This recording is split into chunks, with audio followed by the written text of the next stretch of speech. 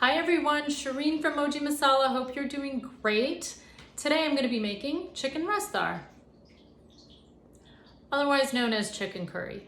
So if you cook Moji Masala, you know that we have videos already available to you for all of our dishes, and you can find them on our website under each recipe, and you can also find a QR code on the back of the packet there that takes you right to that same video. So I'm not going to spend a lot of time doing this step by step since that's already available to you. But what I am going to do is give you a couple of great tips to make this a larger dish, so doubling the recipe without a lot of work, to make it more flavorful using just a few simple ingredients that you layer in: garlic, ginger, cilantro stems, for example.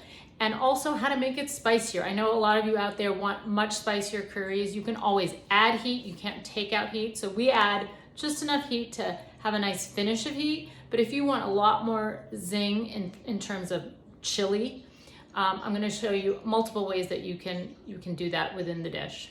So stay tuned, and if you give it a try, let me know how it turns out. Let's talk ingredients for a minute. As you know, our packets have shopping lists on the back of them, so you know exactly what you need. We're doubling the recipe, so I've got 2 packets here. I'm doubling the tomato. I'm going with larger tomatoes for a little more umami and liquid. I'm more than doubling the onion, 1 medium and 1 large onion. More onion means thicker curry and more flavor. Doesn't hurt. I'm adding in fresh garlic and ginger. So there is garlic, ginger, and garlic powder in the dish already, but adding the fresh produce brings a ton of flavor, as does cilantro stems, where most of the flavor lies in cilantro is actually in the stem. So I'm going to chop that up and use that in the base, and of course reserve the leaves for garnish after, and of course for a pop of color.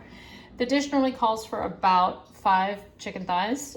I'm going with 8 chicken thighs because I just had 2 packets, but since we are doubling the recipe, you can easily, add 2 more in and do 10. For the chili, a lot of options. A chili powder is a great way to add intense heat and have it be very, evenly distributed. So that would mean maybe adding a half a teaspoon more per packet.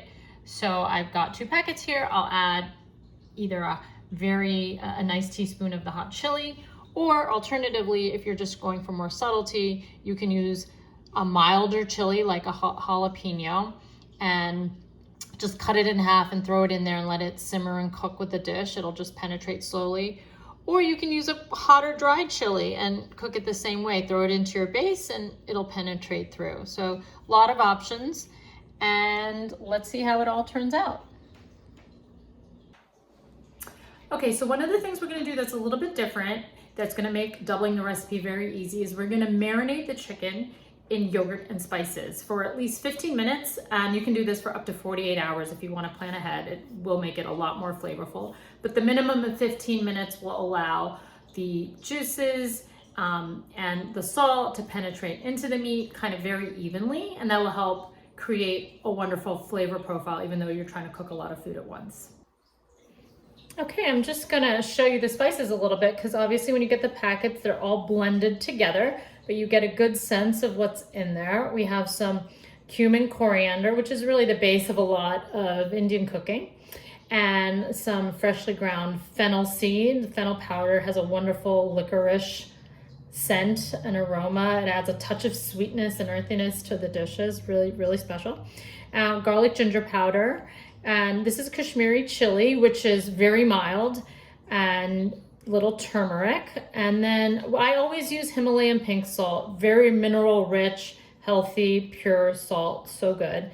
And then there's a nice chunk of garam masala in there, which that blend right there is my mom's really special recipe, and it has about 8 different spices that are not in this batch that you're seeing here. So you are getting about 13 different wonderfully fresh ground, organic, aromatic spices to make this dish.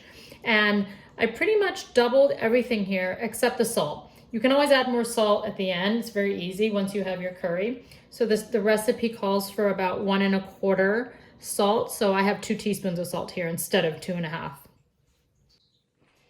Now for the chicken, I went with bone in but I don't want the skin because the skin can just make it way too greasy. And bone-in, it's just so flavorful. I think a lot of you already know when you use the bone in the meat, you get just like a richness and depth of flavor that's hard to replicate without the bone. I think when you're going all out for such a wonderful dish, just let's do it on the bone. And it's quite easy to remove the skins. I just take the chicken and I yank it off. I'm not trying to get off every little piece of fat, but just enough so that, there you go. It's not gonna be greasy now. Okay, now I'm gonna take half a cup of full fat. Always make sure it's full fat, otherwise it will not be good. Full fat Greek yogurt. I like the Greek yogurt for marinating. It's just the protein and the fat and all of it just works really, really well. I'm just gonna simply blend it in. The Greek yogurt does not have a lot of liquid, obviously by design. So if it's hard to really it's hard to blend it, just add a touch of oil and get it going. You don't, it doesn't have to be perfect. You're gonna throw the chicken in here, but you don't want any wasted spice. So just get that spice really mixed in, and that's it. Not a big deal. Very quick, very easy. Okay, we're just gonna add the 8 to 10 bone-in chicken thighs and really just coat it very, very well. You want to get both sides really well coated. You don't want clumpy marinade sitting on it. You want to maximize the flavor by making sure that the marinade is just evenly spread on both sides, as close to the bone as you can get. Just helps create more flavor. All of this is going to end up in one pot, so there's no issue in that sense of you're not baking this and going to get a clump of marinade sitting on top, but you just want the flavor to be able to penetrate as easily and evenly as possible. And if you prefer, it is probably easier to use hands, but whatever's easier. I don't want to gross anyone out and use hands now, but normally I use my hands. The onions have reached a nice light brown. We're trying to get them much dark golden brown, but at this stage you can add the other items like garlic and ginger and the cilantro stems. You don't want to add them too soon because they can burn, so this is a good time. So there it is, a bunch of cilantro stems, about a tablespoon plus of minced or pressed fresh garlic, and a nice chunk of sliced fresh ginger. I opted to go for a dried red chili, which is on the spicier side, and I'm just blending that in right now. It's going to work its way in to the whole dish over time. So this stage of really browning and cooking down the onions, garlic, ginger, in this case cilantro stems, is so, so, so critical for flavor. I can't even emphasize it enough.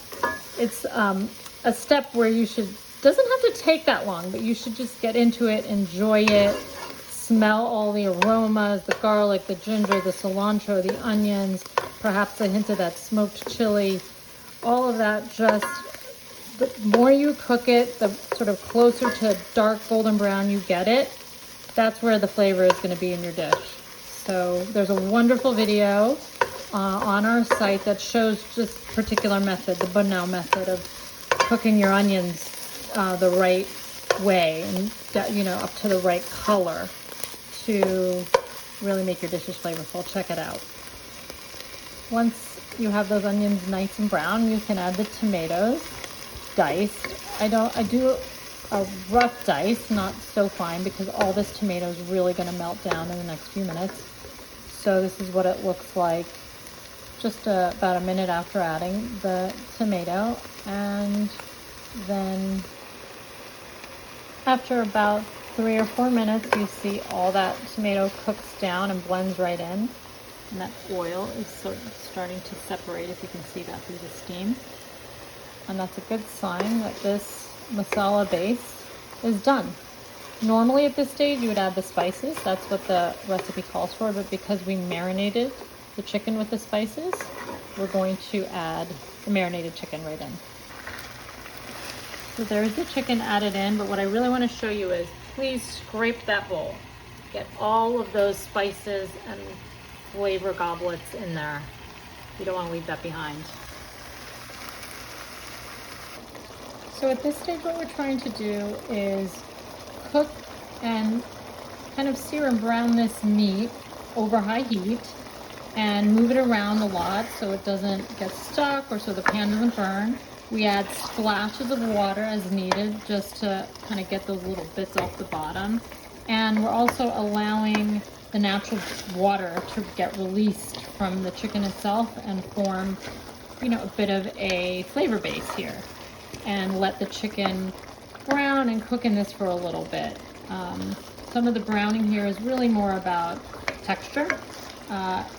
In the good old days, you'd probably pan fry this first for the texture and then transfer it over, but this is easier and healthier than that, for sure.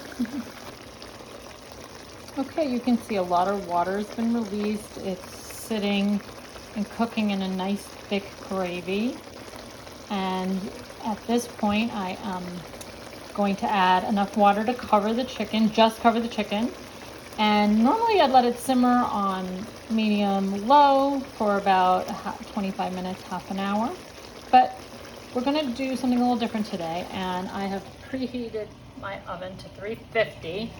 And after I bring the water to a boil, I'm gonna simmer it in the oven instead of on the stovetop.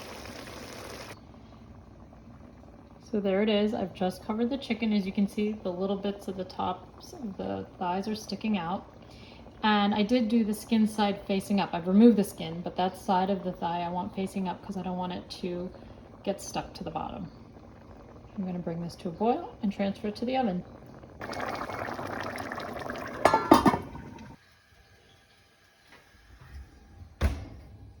Okay, here we go. It's been about 45-50 minutes. And look at that, that's beautiful. I can smell chili, I can smell the cilantro, I can smell, I think, the fennel, the onion. It's all just blending in so beautifully. I can tell even without checking that the chicken is nice and tender.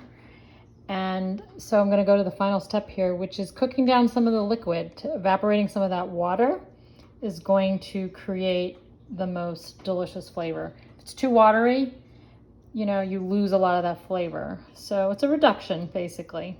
You still want curry, but you want a thicker curry.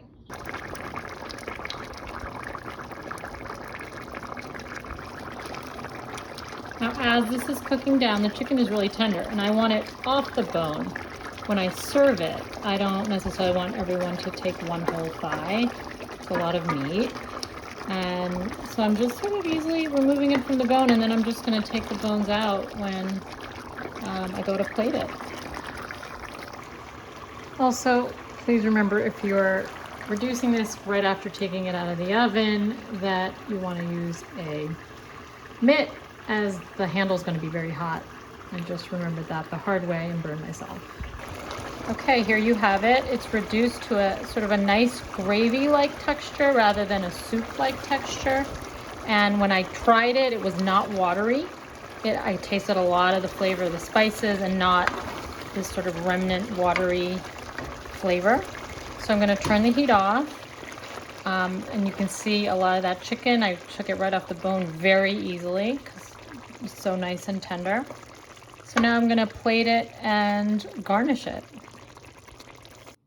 And here it is, this beautiful, luxurious, herbaceous, fresh and spicy chicken rastar. Garnished it with some dried mint. Highly recommend drawing your own mint, and it's very easy. Delicious. Okay, taste test. Smells so good. It's delicious. So tender from simmering in the oven. Nice kick of heat. It's not too spicy, but I feel it right away. Very fresh with that penetrating flavor from the dried chili. whole dried chili. And I taste those cilantro stems, they've really penetrated into the base of the flavor. And with the garnish of the dried mint and the cilantro, the balance of fresh, flavorful, earthy, slightly sweet from the fennel, perfectly salted. It just all hits at once. It's so good. Give this a try.